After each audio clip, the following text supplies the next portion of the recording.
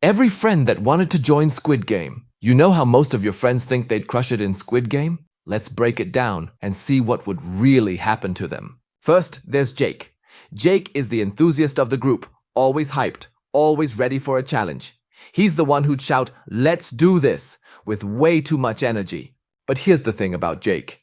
He's too ready. So ready, in fact, that he's the first one to get eliminated. Not because of the game, but because someone pushed him for being annoying. Then there's Sarah. Sarah is the planner of the group, the one who overanalyzes everything. She's the type who'd spend 20 minutes strategizing for red light, green light. But the problem with Sarah? She overthinks so much. She never actually moves. The timer runs out, and she's still calculating her next step. And then there's Chris. Chris doesn't stress about Squid Game at all. While everyone else is panicking, Chris is just vibing. But here's the wild part about Chris. He somehow manages to befriend the workers. Yeah, the guys in the masks with guns, they like him.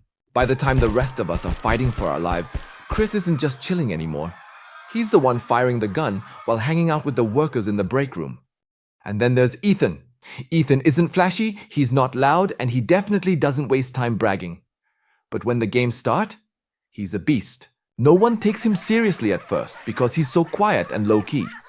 But while the rest of us are making alliances, overthinking, or goofing around, Ethan is figuring out the entire game strategy. And when it comes to the final showdown, let's just say you wouldn't want to be his opponent. The final friend, Liam. Liam's the one who thinks he's outsmarting everyone. He's constantly plotting, whispering strategies, and convincing people to follow his lead. But unlike Jake, Liam doesn't just rely on enthusiasm. He knows how to manipulate people by playing with their emotions. He's the master of fake alliances, making people think he's their best friend while secretly planning their downfall. And when it's down to the final two, it's exactly as Liam planned, him versus Ethan. He's already worked out every move, convinced he's got the game in the bag. But here's the thing about Liam. He didn't plan for Chris. 1 second, he's ready to outsmart Ethan in the final showdown.